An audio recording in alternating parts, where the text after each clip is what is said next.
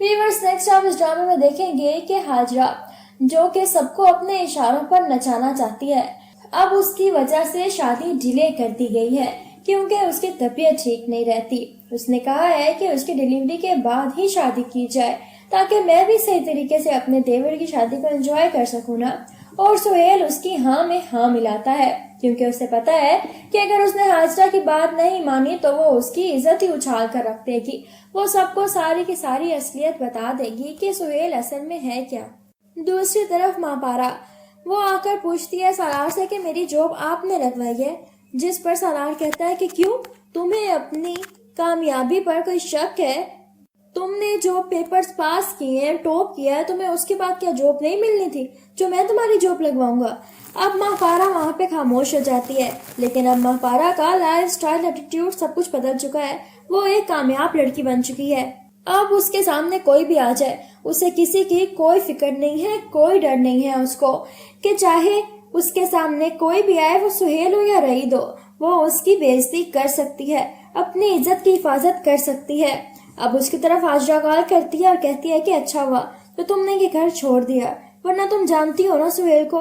तो आगे से महापारा कहती है अब की दफा वो मेरे सामने आया तो आप बेवा हो जाएंगी, ये बात याद रखिएगा, लेकिन ये ना कभी सोचिएगा कि मैं डरूंगी। ये सुनकर हाजरा खामोश हो जाती है कि इसको अचानक से क्या हो गया है। जिसके बाद दिखाया जाता है कि महापारा की दादी बहुत ज्यादा खुश है, लेकिन वो चाहती है कि महापारा अब अपने घर की हो जाए। वो महापारा से कहती है कि तुमने अपने बारे में क्या सोचा है बेटा?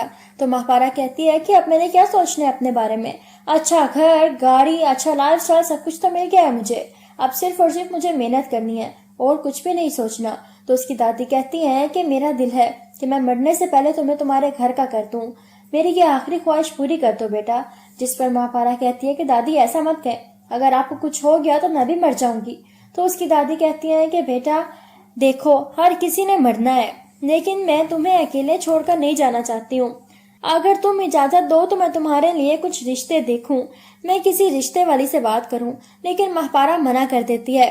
इधर से सालार का चक्कर घर लगता है तो दादी उसे देखकर बहुत खुश होती है कि अच्छा हुआ कि तुम आ गए हो, तुम बहुत अच्छे लड़के हो और मुझे पता था कि तुम बहुत ज्यादा कामयाब होगे। इस पर सालार कहता है लेकिन आपकी पोती से कम ही कामयाब होऊंगा, ये तो बहुत ज्यादा कामयाब होने वाली है। जिस पर वो बहुत खुश होती हैं और फिर वो कहती हैं अपनी पोती से कि देखो सालार बहुत अच्छा लड़का है महापारा, उसको हाँ कर दो, वो देखो तुम्हारे इंतजार में बैठा हुआ है, वो कुछ भी कर सकता था, वो किसी को भी अपने लिए राजी कर सकता है जो उसकी पोस्ट है आज, लेकिन वो तुम्हारे लिए बैठा है उस वक्त से जब तक तुम्हारे पास कुछ भी नहीं था। महापारा अपनी दादी के प्रेशर में आकर हाँ कर देती है और सालार से शादी कर लेती है, लेकिन वो साफ मना कर देती है कि वो उस घर में नहीं जाएगी जहाँ से निकाली गई है। जिस पर सालार कहता है कि माँ मैं वहाँ लेकर भी नहीं जाऊंगा।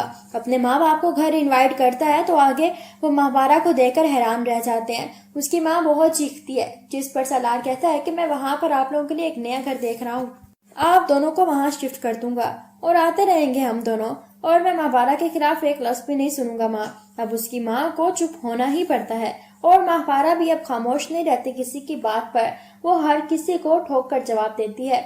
इधर से रईद और सारा की शादी की तैयारियां शुरू हो गई हैं। इधर से हाजरा की तबीयत खराब हो जाती है और उसके घर पर फिर बेटी पैदा होती है।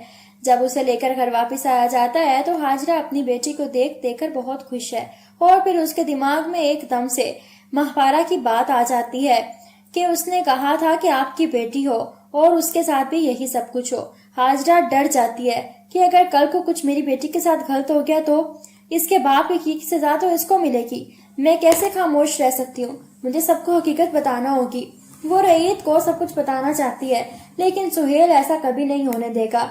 अब महापारा के बारे में सब कुछ जानना रईद के लिए कुछ भी अहमियत नहीं रखता, लेकिन फिर भी हाजरा उसे हर एक एक बात बता देती है। ये सुनकर रईद के पांव तले से जमीन निकल जाती है। वो साफ साफ मना कर देता है कि वो इस घर में नहीं रहेगा। वो अपने भाई को मारता भी है, अपने भाई पर हाथ उठा देता है। उसका भाई और सब लोग हैरान है। वो सब लोगों को छोड़कर हमेशा हमेशा के लिए चला जाता है और इस गम से उसकी माँ मर जाती है। व्यूअर्स, आप लोगों को ये ड्रामा सीरियल कैसा लगा? वीडियो पसंद आए तो लाइक करें और चैनल को सब्सक्राइब करें। Thank you.